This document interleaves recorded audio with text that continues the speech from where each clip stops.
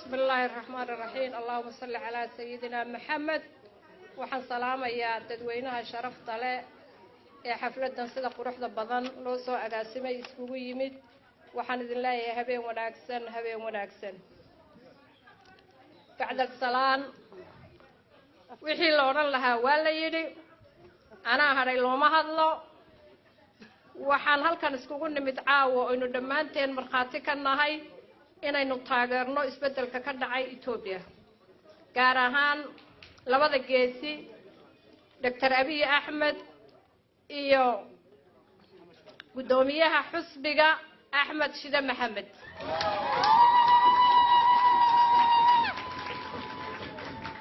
waa laba haliyay oo Ilaahay Itoobiya u soo diray waxaan leeyahay ha guuleystaan ha waaraan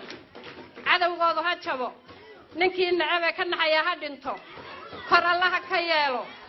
cadaaladana deeqda sinaantana deeqda Soomaalinimada deeqda waxa la wixii Soomaalinimo iyo cadaalad ka shaqeynaya waanu soo dhaweynaynaa waxa la wixii ka soo horjeeda ee dhinaca ka rarana waanu ka soo horjeednaa waxaan halkan baaq uga gudbinayaa odayaasha dawlad deegaanka Soomaalida ee siyaasadda kilalka ku dhaxal milmay sida faasha xun leh dhinac ula soo safan waxa weeye siyaasadda ragga isku haya waligiiba way saynayeen way isbedbedeli jireen kursiga cishaba mid baa fuula laakiin ugaasiyada iyo suldaanadu inay ka baxaan siyaasadda oo ay cadaaladda u diyaar garoobaan oo dhaxdhaxaad ka ahaadaan baan ku talinaynaa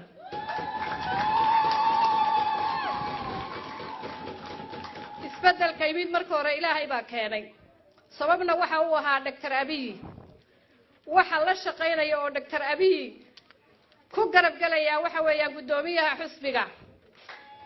Ahmed Shide Maxamed dad waxa jira isbeddelka ka soo horjeeda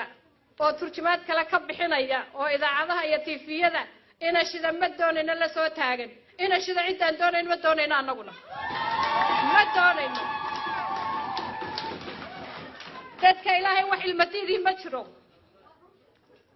Ahmed Shide anaga u taagan anaga dhalay anagu nala dhashay ninkii nacab ha ka dhaco ha guuleystaan leenahay dadka gaar ahaan jigjiga ku dhaqan waxaan u soo jeedinayaa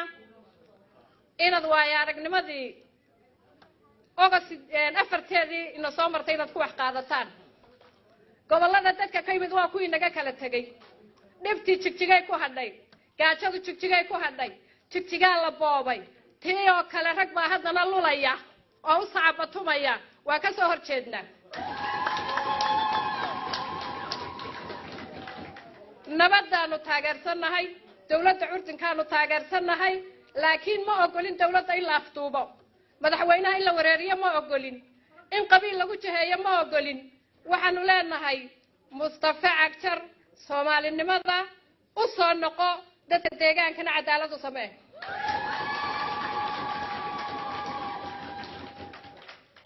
dib dambaysa looma helayo in qolana hafuurto qolana indhaha ka eegto waa la diiday isbeddelka Itoobiya ka dhacay baa diiday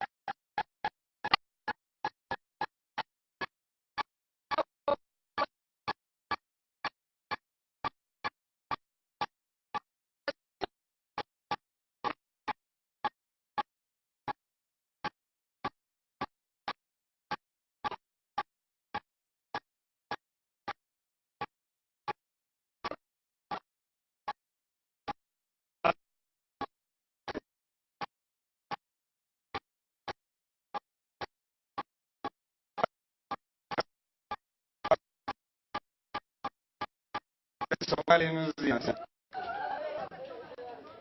iyaga laftooda caawa way shidaysan yihiin moogti bas darshidaa ka dhex shidane